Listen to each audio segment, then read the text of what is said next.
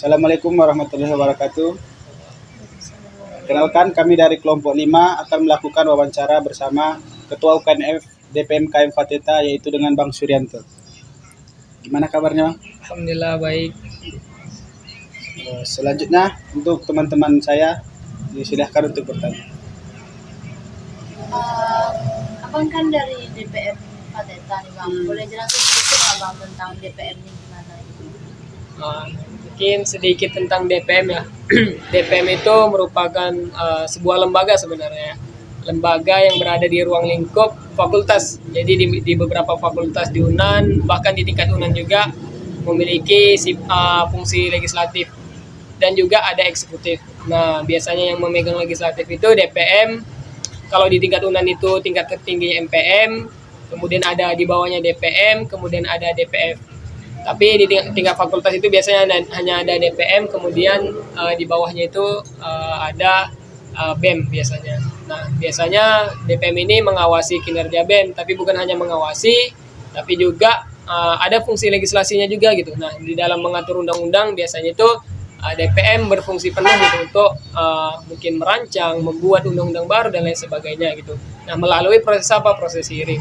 Kemudian juga ada fungsi aspirasi gitu. Nah, fungsi aspirasi ini menangkap aspirasi gitu dari KM Fateta khususnya. Nah, itu sih sekilas dari DPM Fateta. Baik Bang, terima kasih itu jawabannya. Mungkin saya ingin bertanya, kan untuk podcast kali ini kan temanya itu tentang kedisiplinan ya. Kalau boleh tahu itu seberapa penting kedisiplinan itu bagi Abang? Ya, kalau disiplin itu sangat penting ya, karena dinilai dari beberapa, mungkin ya di dalam kita berorganisasi gitu, itu disiplin sangat dinilai penting gitu. Karena apa? Setiap program kerja pasti dinilai dari disiplin kita gitu. Nah, semakin kita disiplin, pasti program kerja yang kita lakukan atau kita laksanakan pasti tepat waktu gitu. Nah, tapi dalam beberapa catatan, khususnya di Fateta itu masih kurang disiplin itu. Nah, makanya dari itu, abang rasa sebenarnya disiplin ini merupakan hal penting gitu. Apalagi diterapkan dalam kehidupan sehari-hari gitu. Itu sih. Baik, terima kasih Bang. Ya, jadi Bang, kalau ada teman Abang yang nggak disiplin atau rekan Abang, gimana pendapat Abang? Ya, intinya itu kembali lagi ya ke pribadi masing-masing, karena pribadi seseorang itu berbeda. Jadi biasanya itu kedisiplinan itu berada dari diri sendiri gitu. Nah, kita terapkan di diri sendiri. Kalau bisa dari masing-masing pribadi gitu. Udah memang menerapkan disiplin gitu. Namun sayangnya dari beberapa pribadi masih tetap gitu kan. Nah, namanya anak muda gitu pasti biasanya ya terlalu berleha-leha, terlalu bermalas-malas sehingga disiplin ini sangat jarang dilakukan gitu. Tapi itu sayangnya gitu. Nanti kita takutnya di dalam dunia pekerjaan dan lain sebagainya kita ya bakal kaget gitu. Nah, sebenarnya ini disiplin ya kalau dari abang pribadi itu hanya ke diri sendiri gitu. Walaupun apapun orang mengolahnya gitu atau juga mengaturnya, tetap tidak bisa gitu. Karena itu hanya berasal dari diri sendiri gitu. Kalau ada perubahan dari diri sendiri itu kan dari mereka gitu. Kita juga tidak bisa mengatur ini itu untuk mereka disiplin. Nah, jadi ya mau tidak mau memang kita memang harus ada pendekatan dengan orang itu gitu. Kalau bisa biar mungkin mereka bisa berubah sesuai dengan kedisiplinan mereka. Nela mungkin mau nanya juga Bang, sebagai ketua DPM nih apa aja upaya yang udah Bang lakuin buat merubah teman-teman Abang? Ya, itu ya. Yang pertama mungkin ya Abang lebih menerapkan kedisiplinan mereka itu seperti ini. Pribadi ya, langsung ke pribadi gitu. Karena Abang nggak mau di depan orang banyak itu kayak berasa kita menghina seseorang kan. Jadi abang misalnya langsung ke orangnya pribadi, abang chat pribadi gitu. Abang kasih motivasi ke mereka atau enggak abang ingatkan ke mereka gitu. Sebenarnya apa tujuan mereka kemarin mendaftar di sini gitu, misalnya dalam organisasi atau juga mungkin dari di dunia pekerjaan gitu. Tujuan mereka bekerja itu apa seperti itu.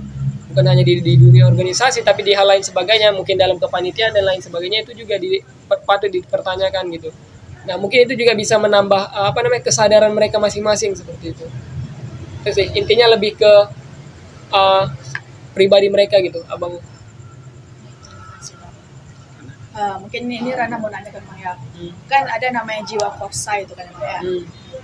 Misalnya di salah satu anggota itu kan ada satu teman yang tidak disiplin gitu kan, yang selalu melanggar aturan cuma satu orang. Iya. Tapi yang kena hukuman itu kita semua, gitu. Menurut abang hukuman kayak gitu tuh worth it nggak? Ini sebenarnya pola pikir ya. Ini abang diantara dua pandangan sebenarnya. Di sisi lain abang setuju, tapi di sisi lain abang juga tidak setuju gitu. Karena apa ya? Abang juga tidak memaksakan sesuatu pandangan abang itu benar gitu. Karena abang juga memandang hal yang lain gitu.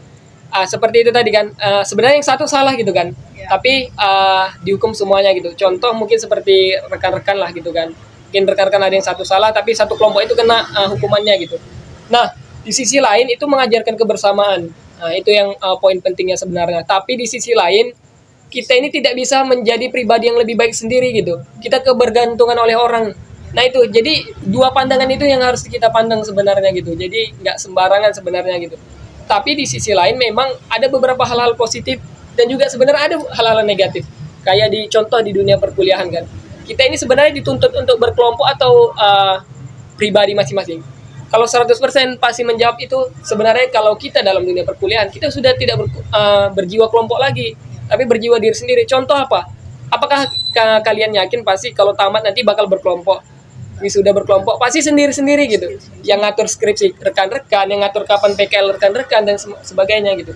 Nah itu sebenarnya yang mungkin ya ada yang sedikit abang sebenarnya pandangan abang ya, ini sebagian pandangan abang gitu yang kurang suka dengan misalnya kita di satu salah gitu semua dihukum, itu yang kurang cocok abang. Tapi di sisi lain abang berpandangan juga itu sebenarnya ada dampak positifnya mungkin, karena ya tahu kan dari jiwa SMA ke kuliah masih ada terbawa sifat kanak-kanakan gitu. Nah tujuannya untuk berkelompok ini sebenarnya untuk ya mungkin membangun jiwa-jiwa dewasa rekan-rekan, bagaimana rekan-rekan bisa bersikap dengan rekan yang lain biar kayak mana, biar nggak saling salah ucap. Kadang kan biasa lah kan, apalagi dalam beberapa budaya misalnya si A ke budaya si B nggak tahu aturan. Nah itu yang menyakiti hati seseorang. Nah makanya kalau abang ini nggak bisa pastikan gitu, 50-50 gitu, abang setuju dan juga tidak setuju kalau di dalam hal itu.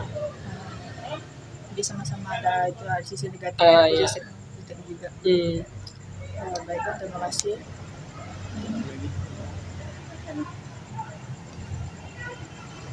Mungkin ingin nanya lagi nih bang ya.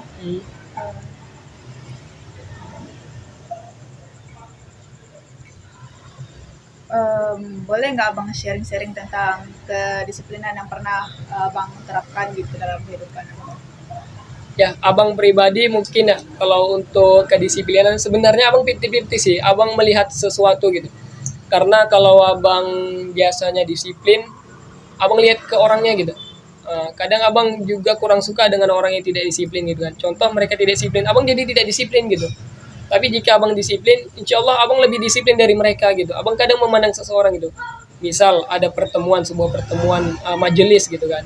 Nah di dalam majelis ini yang pemilik majelisnya ini kadang dia tidak disiplin gitu, ikut ke majelis orang lain gitu. Nah itu yang menyebabkan kadang abang ya pribadi gitu kurang disiplin gitu. Tapi insya Allah abang hadir gitu, tapi kurang disiplin jadinya gitu. Atau datang kadang telat dan lain sebagainya. Tapi itu sebenarnya kelemahan gitu. Itu sebenarnya tidak patut dicontoh gitu. Tapi di sisi lain ya abang mengajarkan mereka gitu untuk ya mungkin muhasabah diri kan, mungkin lebih introspeksi diri untuk kedepannya mereka lebih lebih disiplin gitu. Kalau pribadi kalau menerapkan disiplin, jam berapa kumpul gitu, abang sebelum itu sudah memang menerapkan jadwal. Misalnya dari jauh-jauh hari abang sudah menerapkan jadwal. Abang di tanggal sekian udah ada janji. Misalnya kawan-kawan abang ngajak main di tanggal itu misalnya. Tapi sebenarnya yang si kawan ini udah janji gitu. Abang lebih yang di duluan janji dibandingkan kawan-kawan abang. Walaupun itu sahabat abang, serius. Makanya kadang banyak kawan-kawan abang yang lebih nggak suka sama abang. Maksud nggak suka gini kadang, kenapa sih sering nggak ikut gitu. Padahal abang pribadi itu sudah nekankan kalau mau janjian ya dari jauh-jauh hari gitu. Soalnya abang paling nggak bisa menolak janji orang gitu. Kalau abang udah berjanji sama orang pasti abang tepati gitu. Nah itu disiplin abang gitu. Banyak. Mungkin dari teman-teman ada ingin bertanya lagi tentang kedisiplinan gitu, atau mungkin ada hal lain? Mungkin kalau dari dalam boleh minta tips-tips menumbuhkan rasa disiplin itu nggak bang? Ya mungkin dari abang pribadi ya, tips dan triknya mungkin nggak terlalu banyak sih dari abang. Intinya kalau abang pribadi ya pasti menumbuhkan rasa tanggung jawab dari kita sendiri gitu. Karena apa? Kalau kita sudah bertanggung jawab kepada sesuatu hal, pasti kita disiplin gitu. Contoh apa gitu? Kita misalnya ada agenda di ini atau juga ada amanah di hari itu gitu. Nah, kalau kita sudah menumbuhkan rasa tanggung jawab tentang amanah atau juga mungkin kehadiran kita di situ, pasti kita datang tepat waktu, datang disiplin. Bukan hanya mungkin kedatangan, tapi disiplin yang lain juga gitu. Mungkin terkait ya mengerjakan tugas dan lain sebagainya, itu kan juga disiplin kan, atau hal lain sebagainya gitu.